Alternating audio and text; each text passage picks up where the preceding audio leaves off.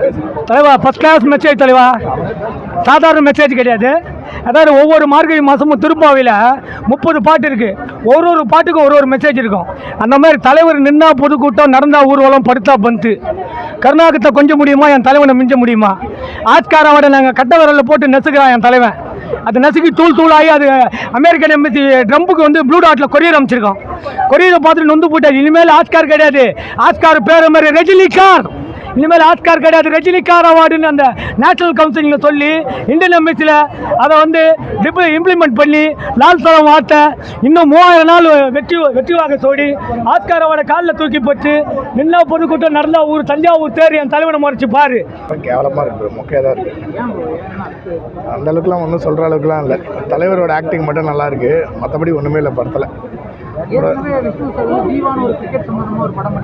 அதெல்லாம் இந்த கிரிக்கெட் சம்மந்தமாக நல்லா தெளிவாக இருக்கும். இதில் கிரிக்கெட் சம்மந்தமாக ஒன்றும் இல்லை, மதம் சம்மந்தமாக மட்டும்தான் எடுத்திருக்காங்க.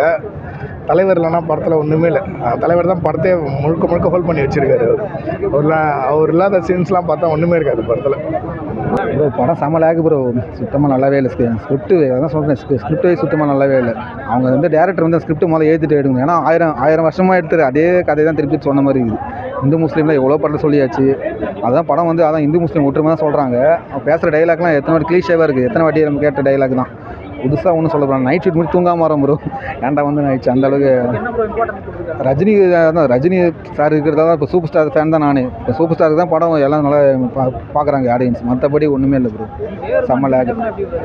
ஏரமான பீஜம் கூட ஓரளவு தான் ப்ரோ நல்லா இருந்தது. ஏன்னா நானும் ஏரமானோட எனக்கு காடு மாதிரி அவர் பிஜிஎம் கூட அந்தளவுக்குலாம் இல்லை ப்ரோ. ஃபஸ்ட்டு ஹாஃப் நல்லா இருந்தது ஓரளவுக்கு, பிஜிஎம் கூட அந்த ஃபுல்லாக ஒர்க் அவுட் ஆகலை, படத்து ஃபுல்லாக ஒர்க் அவுட் ஆகலை, அதுவும் சுமார் தான். நல்லா இருந்தது ப்ரோ. புரியல. கேமியோலாம் இல்லை, செம்மையாக பண்ணியிருக்காரு. என்ட்ரி சீன்லாம் வேறு மாதிரி இருந்தது. ஃபர்ஸ்ட் ஹாஃப்லேயே வந்துடுறாரு, கொஞ்ச நேரத்துலேயே வந்துடுறாரு. சூப்பராக இருந்துச்சு. விஷ்ணு விஷால் ரிலிஜியன் பற்றி தான் எல்லாருமே சூப்பராக பண்ணியிருக்காங்க, எல்லாருமே நல்லா பண்ணியிருக்காங்க. புரியல வேற மாதிரி இருந்தது, வேற மாதிரி எப்பயும் போலதான் நம்ம தலைவர். ப்ரோ நல்லதே நினைப்போம், நல்லதே பேசுவோம், நல்லதே செய்வோம், நல்லதே நடக்கும். அதான் தலைவர், அதை தான் காமிச்சிருக்காரு. ஐஸ்வர்யா மேடம்க்கு வாழ்த்துக்கள். சூப்பர், நல்லா இருக்குண்ணா, சூப்பராக இருக்குண்ணா. லால் சலம் நல்லா சூப்பராக பண்ணிக்கிறாங்க டைரக்ஷனு.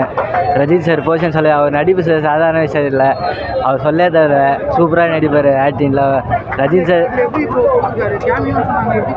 கேமியோ இல்லை சார், இது கேரக்டர் சார் பயங்கரமாக பண்ணிக்கிறாரு. இது வந்து சூப்பராக நடிச்சிக்கிறாரு.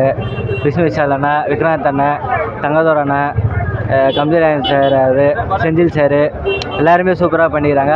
படம் சூப்பராக. இந்த கிளைமேக்ஸில் வந்து ரெண்டுமே ஒன்றா இருக்கணும், பிச்சு பார்க்கக்கூடாது, ஒன்றா இருக்கணும் காமிச்சிக்கிறாங்க. கிளைமேக்ஸு அப்புறம் மியூசிக் ஏஆர் ரஹ்மான் சார் எல்லாம் சூப்பராக பண்ணிக்கிறாங்க. படம் சூப்பராக இருக்குது. எல்லாருமே ஃபேமிலியாக வந்து